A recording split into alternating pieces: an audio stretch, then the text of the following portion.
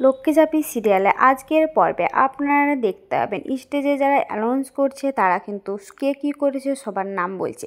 কেউ আমাদের গ্রামের জন্য করেছে রক্তদান করে অনেক মানুষই প্রাণ বাঁচিয়েছে, আবার কেউ করেছেন এই বিলেত থেকে ফিরে এসে এখানে ব্যবসা শুরু করেছে, অনেক মানুষকে চাকরি দেওয়ার সুযোগ করে দিয়েছে। আর যখন বলে যে রক্তদান দিয়ে অনেক মানুষের জীবন বাঁচিয়েছে, তখন নীলুর দাদা নীলুকে বলে হ্যাঁ আমার ভাই এটা করেছে। আর যখন বলে যে বিলেত ফেরত এসে এখানে অনেক মানুষকে চাকরি দেওয়ার ব্যবস্থা করে দিয়েছে ব্যবসা শুরু করে, তখন দীপের বাবা বলে হ্যাঁ আমার ছেলে করেছে, আমার ছেলে। আর তখন ওরা বলে এবার কিন্তু অ্যাওয়ার্ড যার হাতে তুলে দেবে সে কিন্তু আমি তাদের নাম বলবো, কিন্তু আপনারা একটু গেস করুন কে হতে পারে। তখন নীলুর দাদা বলে যে আমারই তো ভাই হবে, নীলু তুই উঠ, কেন তুই দাঁড়াচ্ছিস না। অন্যদিকে কাসাই বলে বাহ আমার খুব আনন্দ হচ্ছে যে তুমি স্টেজে গিয়ে শ্বশুরবাড়ির সবার সামনে তুমি নিজেকে কামাল করে দিবে, আমি এই আশাতেই বসে আছি, এসব বলে। তখন এদিকে চুন্নি বলে আচ্ছা ঝাঁপি তোর তো নাম করলো না একবারও। তখন বলে যে না করুক কা। এদিকে ইনকা বলে যে কি যে বাহ ঝাঁপি শুধু তোমার নামটা এখানে একবার করেছি, কিন্তু তুমি যে কিসের জন্য কাজে এসেছো, তোমার কি অবদান সেটা তো কিছুই বললো না তোমাকে, এসব বলে। তখন স্টেজ থেকে বলে ঝাঁপি সরকার এই অ্যাওয়ার্ড পেতে চলেছে। আর তখন সবাই আনন্দে আত্মহারা, আর দীপও তখন হাততালি দেয়। তখন ইনকা বলে দেখলে ও কিসে এই কাজটা পেলো, কোন কিসের জন্য এই অ্যাওয়ার্ডটা পাবে, ওর কি কোনো অস্তিত্ব আছে, এই অ্যাওয়ার্ডটা নেওয়ার জন্য যোগ্যতা আছে। তখন দীপ বলে শোনো ও তো তোমাদের মতো কাটি করেনি বুঝেছো, নিজের যোগ্যতাতে এই অ্যাওয়ার্ডটা পেয়েছে, তোমরাও যদি মন দিয়ে কাজ করতে তোমরাও পেতে, তা এখন চুপ করো। এদিকে বলে যে কি যে হাততালি যদি দেয় নীলু বলে তুই হাততালি কেন দিচ্ছিস, দিবি না, আমাদের বাড়ি কেউ ওদের জন্য হাততালি দিবে না।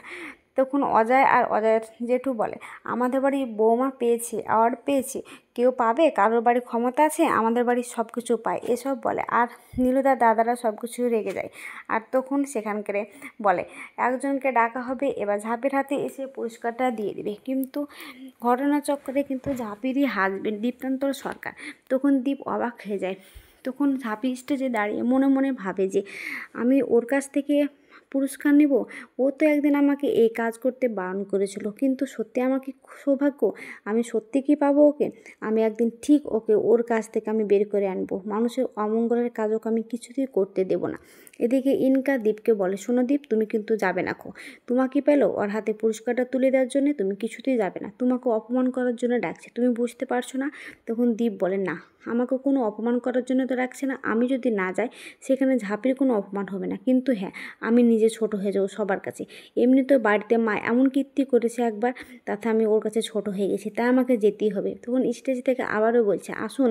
তখন দীপ সেখানে যায়, আর গিয়ে তখন দীপ ঝাঁপের হাতে পুরস্কারটা তুলে দেয়, আর সবাই হাততালি দেয় আর খুব আনন্দ পায়। এদিকে নীলও হাততালি দিলে ও দাদা কিন্তু আবারও রেগে যায়।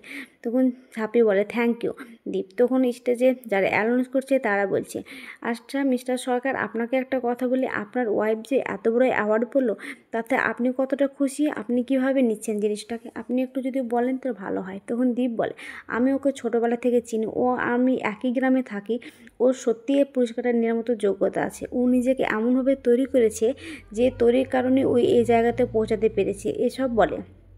তখন ওরা বলে যে মিসেস সরকার আপনারও তো কিছু বলার আছে নাকি, প্রত্যেক ছেলের সফলতা হওয়ার পেছনে যেমন একটা নারীর অবদান থাকে, তেমনি একটা নারীর সফলতা হওয়ার পেছনে কিন্তু কেউ না কেউ থাকে, তাহলে আপনার সেই মানুষটা কে। তখন ঝাঁপি বলে ও। তখন অবাক হয়ে যায় সবাই। আপনাদেরকে বলি একটা ঘটনাচক্রান্তে আমার সাথে কি ঘটেছিল, কিন্তু কেন হয়েছিল সেটা আমি এত কিছু বলছি না। আমি একদিন অনেক টাকা আমার বাবার কাছে ধার হয়ে গেছিলো, সেখানে অনেক মানুষ টাকাগুলো পেত, আর তখন আমি ওদেরকে কথা দিলাম 2 বছরের মধ্যে টাকাগুলো দেবো। তখন ও আমাকে বললো ঝাঁপি এতগুলো টাকা তুই 2 বছরের মধ্যে কী করে দিবি। তখন আমি বললাম আমাকে যেভাবেই হোক না কেন আমাকে দিতেই হবে গো দীপদা, নাহলে আমি কি করব। তখন ও আমাকে বললো যে তুই কি ব্যাংক হবি। তখন আমি বললাম হ্যাঁ দরকার হলে আমাকে ব্যাংকই হতে হবে। এই বীজটা ও আমার মাথায় গেঁথে দিয়েছিল, আর আমি শকুন থেকে মনে ভেবে নিয়েছি যে না আমাকে একদিন ব্যাংক হয়ে উঠতেই হবে, এসব বলে। আর দীপের দিকে তাকিয়ে তখন দীপকে বলে থ্যাংক ইউ আমাকে এই কথাটা মনে করে দেওয়ার জন্য। তখন দীপ বলে যে কি এই কথাটা তুই মনে করে আছিস? এদিকে ইনকা ওখানে বসে আছে আর রেগে ফুলে বাস্ট হয়ে যায়, সবার দিকে তাকিয়ে থাকে। তখন স্টেজে একটা লোক আসে আর এসে ওদের কানে কানে কী যেন একটা বলে যায়। তখন দীপ আর ঝাঁপি সেখান থেকে নেমে চলে আসতে গেলে ওরা বলে ওরা কিন্তু শুধু কর্মসংস্থা কিন্তু শুধু ভালো না, ওদের কিন্তু অনেক গুণও আছে। কোনো পুজোর মণ্ডপে গিয়ে ওরা গান নাচ সব কিছু করতে পারে। তাহলে একটা আপনারা দুজনে গান গান। তখন সব দর্শকরাও বলে হ্যাঁ একটা গান শোনা যাক, একটা আমরা গান বলি। তখন চুন্নি বলে দাদা সে গানটা গান না।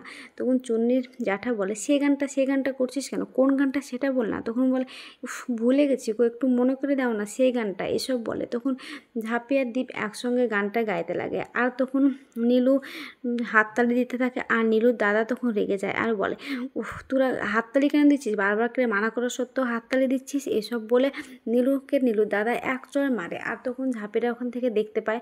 আর তখন এদিকে দীপের বাবা বলে ভরা মণ্ডপে ছেলের গায়ে হাত, এত বড় মানুষের গায়ে এত বড় বেমান। এদিকে কাঁসাই খুব মন খারাপ করে রেগে ওখানে দাঁড়িয়ে থাকে। আর তখন দীপের বাবা বলে যে এটা কিন্তু ভরপুর অন্যায়, এখানে সবাইকে ডেকেছে আনন্দ করার জন্য আর এখানকার সবার সঙ্গে মারে। তখন নীলু দাদা বলে বেশ করেছে, আমাদের ফ্যামিলির মধ্যে আমি যা খুশি তাই করতে পারি, আপনি বলার কি, আপনি কিছুতেই বলতে পারেন না। তখন বলে বলবো না কেন, আমাদের বাড়ির বইয়েদের মর্যাদা আছে, যোগ্যতা আছে, আর তাই নিয়েছে। তোদের শুধু হাততালি দেওয়ার কাজ, হাততালি দে, তাহলে এবার মারছিস কেন, এসব বলে। তো আমার ভাইকে আমি মারিনি তো যা খুশি তাই করি। তখন বলে যে কি মারির মানে যা খুশি তাই করি। তখন সেখানে অজয় আসে আর অজয় এসে বলে তুমি জেঠুকে ওইভাবে কথা বলছো কেন। তখন বলে যে কীভাবে কথা বলছি, বেশ করছি এভাবে কথা বলছি। তখন ওখানে কাঁসা এসে বলে বাবা তুমি চুপ করো। তখন বলে কেন আমি চুপ করবো, আমি তো কোনো অন্যায় করিনি গো। তখন ওখানকার অজয়কে এক ধাক্কা মেরে ফেলে দেয়। তখন দীপের বাবা আসার বলে আমার বাড়ির ছেলেকে হাত দিয়ে দাঁড়া তো দেখাচ্ছি মজা, বলে মারতে গেলে অমনি ওর জেঠুকে এক ধাক্কা দিয়ে ওখান থেকে ফেলে দেয়। আর দীপ তখন বাবা বলে চিৎকার করে নিচে নেমে আসে আর এসে ওদেরকে মারতে লাগে।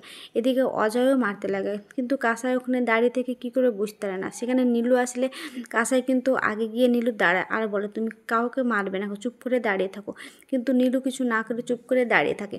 এদিকে ঝাঁপি চুন্নি সবাই দীপকে সামলাচ্ছে, ছাড়ো মারামারি করলে কি সব কিছু ঠিক হয়ে যাবে, কিন্তু কিছু তো সামলাতে পারছে না। বলছে আমার বাবার গায়ে হাত, এত বড় সাহস তোর কী করে হলো, আজ তোদেরকে মেয়ের আমি শেষ করে ফেলবো, এসব বলে। আর ওখানে যারা জিনিসটা অর্গানাইজ করেছে তারা এসে বলে আপনারা ঝামেলা করছেন কেন। তখন বলে ঝামেলা করবো না, ওরা তো আগে মারছে তাই আমরা ঝামেলা করছি, এসব বলে।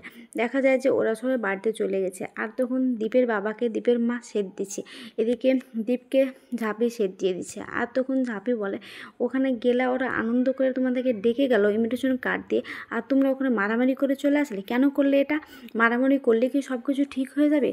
তখন দীপের মা বলে দেখ জ্ঞান দিতে বসেছে, জ্ঞান দিতে তো আর পয়সা লাগে না, একটু ব্যবসা করেছে, একটা অ্যাওয়ার্ড পেয়েছে বলে মাথা কিনে নিয়েছে।